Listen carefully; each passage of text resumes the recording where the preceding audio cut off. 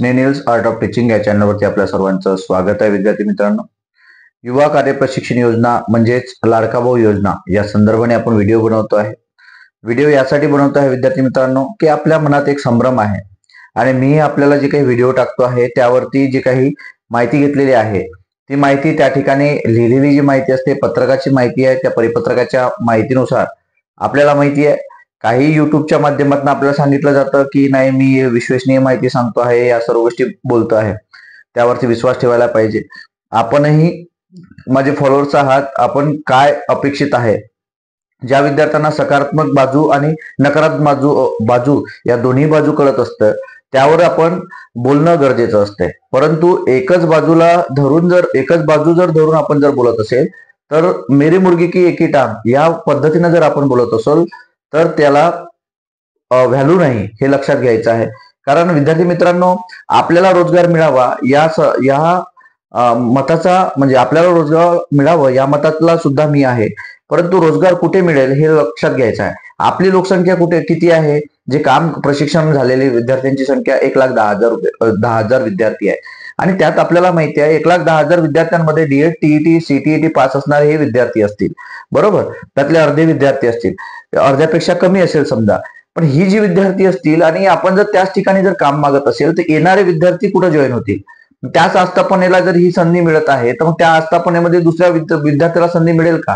रोजगार त्याच ठिकाणी मिळेल का? ठिकाणी कामही असेल तरी पण त्या ठिकाणी मिळेल का? नंतर सरकारने एक म्हणजे खुटी मारून ठेवली, आपल्या ग्रामीण भागात बदलल्या खुटी मारून ठेवली आहे की नाही, की याच ठिकाणी जर तुम्ही आस्थापनेत जर तुम्ही इच्छुक असाल, म्हणजे काम आवडत जर असेल तुम्हाला, तर त्याच ठिकाणी तुम्हाला ते काम देतील. परंतु त्याचा पगार हा आस्थापना करेल, सरकार करणार नाही. म्हणजे आस्थापनेतला जो कोणी वरचा माणूस असेल तो त्या ठिकाणी पगार करेल, बरोबर. म्हणजे कोण व्यक्ती हा त्या आपल्या स्वतःच्या पगारातून तुम्हाला ठेवेल त्या ठिकाणी? नाही. शासनाने मग जर तुम्हाला रोजगार द्यायचा आहे तर त्या ठिकाणी तुम्हाला पगार दिला जाईल ना.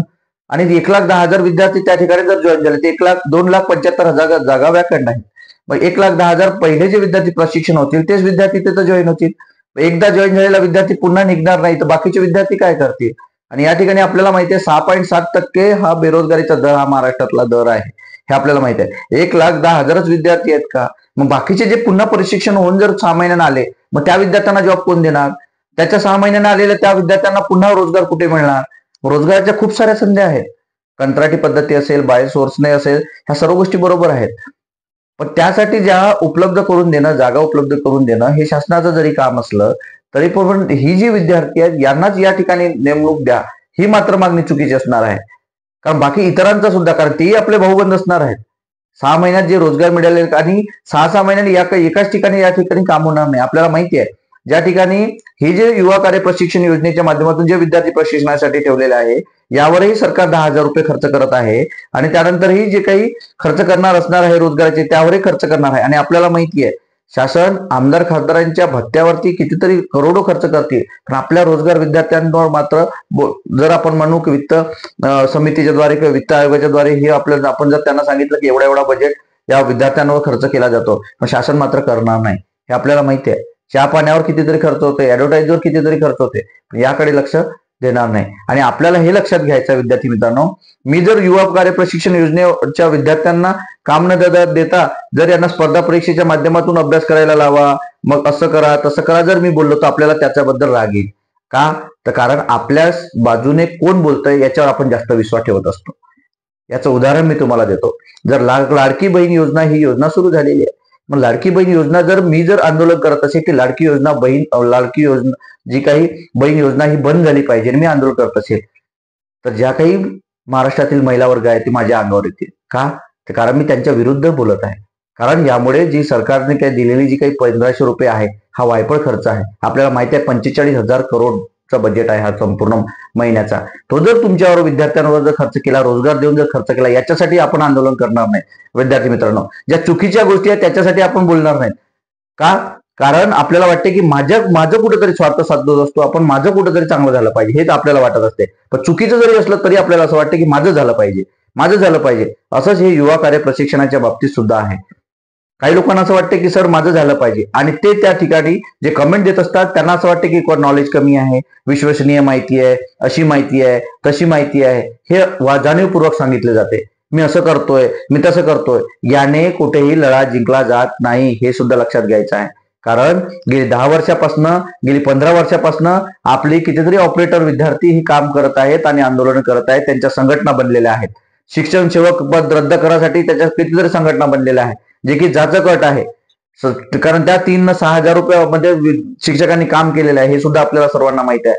आणि जे 3-3 वर्ष काम करत असतात, जे की 8 तासही काम करतात, शिक्षक जे काम करतात तेच काम करून सुद्धा त्यांना 6 हजारात काम करावं लागते. याच्या कितीतरी दिवसापासून 2010 पासून विद्यार्थी मागे लागले आहेत, तरी पण शासनाला त्यावरती जाग येत नाही. विद्यार्थी मित्रांनो, हे सुद्धा लक्षात घ्या. नाही, याच्यासाठी उदाहरण मी तुम्हाला सांगतो आहे की हे शासन स्वतःहून जाणीवपूर्वक या गोष्टी आपल्यासाठी करताय.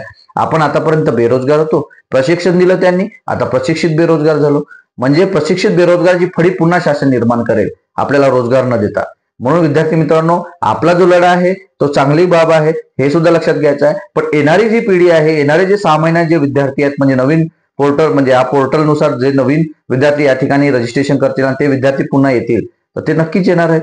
आणि हे सुद्धा लक्षात घ्यायचं आहे की त्याच आस्थापनेत जर तुम्हाला ठेवतील, तर ते आस्थापनेवाले नवीन जे विद्यार्थी त्या ठिकाणी रोज होणार आहे, की नवीन प्रशिक्षण येतील, तर त्या ठिकाणी जागा नसणार आहे. जर तुम्ही राहील तर, जर समजा तिथं जर जास्तच जागा व्याकरण नसेल, काम करायसाठी वाव असेल, तर तुम्हाला त्या ठिकाणी घेतलं जाईल.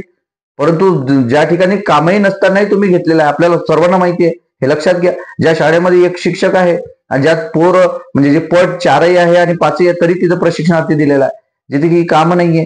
मग अशा ठिकाणी आस्थापना ठेवून देईल का तुम्हाला? नाही. ज्या पंचायत समितीमध्ये तुम्हाला काम नसतानाही तुम्हाला ते ठेवलेलं आहे, मग त्या ठिकाणी ते आस्थापना ठेवणार आहेत का? अजिबात नाही.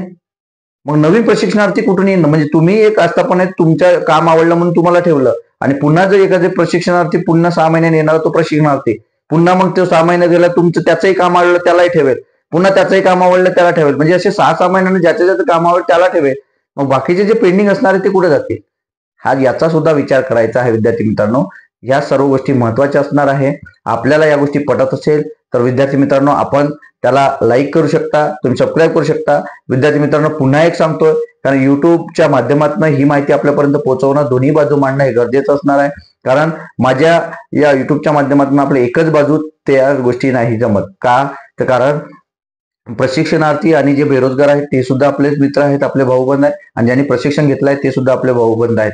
कारण नवीन पोर्टल कधी सुरू होणार आहे अशी विद्यार्थी कमेंट करत असतात. सर, टीईटीच्या संदर्भानं विद्यार्थ्यांना कधी टेट होणार आहे हे विद्यार्थी आपल्याला कमेंट करत असतात. शिक्षण सेवक पद कधी रद्द होईल हे करत असतात. विद्यार्थी मित्रांनो, ह्या महत्वाच्या गोष्टी आहे, ज्या बजेटचा, मंत्रिमंडळाचा, नंतर एकनाथ शिंदेची भेटीचा, ह्या सर्व गोष्टी ज्या आहेत त्या सर्व हवेवर असणार आहेत विद्यार्थी मित्रांनो. कारण आपलं कसं बाप दाखव नाही तर श्राद्ध कर अशासारखं काम असणार आहे. कारण जर तरच्या बाबी जेव्हा नियम लागू होईल, ज्या वेळेला लढा आपण जिंकू, तेव्हा आपल्या सर्व विद्यार्थ्यांना रोजगार मिळाला पाहिजे, त्याचं सर्वांचं स्वागत असेल. पण जर तरचा लढा धरून आपल्याला काही फायदा होणार नाही. कारण आपण वारंवार त्याच बाबी बोलल्याने समोरचा हा जो काळ आहे, हाच काळ 6 महिन्याचा जो आहे, या महिन्यामध्ये संपत आहे विद्यार्थी मित्रांनो. आपल्या ज्यांचा संपत असेल त्यांचा, आणि त्यांना सर्टिफिकेट मिळणार आहे, एक कागद देणार आहे प्रशिक्षित झाल्याचा, बेरोजगार असल्याचा, हे सुद्धा लक्षात घ्यायचं आहे. 1,10,000 विद्यार्थ्यांच्या व्यतिरिक्त असणाऱ्या जे आपले भाऊबंद आहेत त्यांचा सुद्धा आपण सर्वांनी विचार करावा, हेच आपल्याकडे मागणं आहे विद्यार्थी मित्रांनो. आणि आपल्या लढ्याला यश येवो ही सुद्धा सदिच्छा व्यक्त करतो. आणि जे विद्यार्थी असो, मग तुकाराम बाबा असो, की मग आपले राहुलभाऊ राठोड असो, की इतर जे काही सहकार्य करणारे जेवढे काही मान्यवर आहेत, जे अनुभवी आहेत, या सर्वांना पुन्हा सदिच्छा देतो की या लढ्याला आपल्याला रोजगार मिळावं, आणि जे वेतनाची जी काही आपली जी बाजू आहे ती शासनाने आपल्या प्रति मांडावी.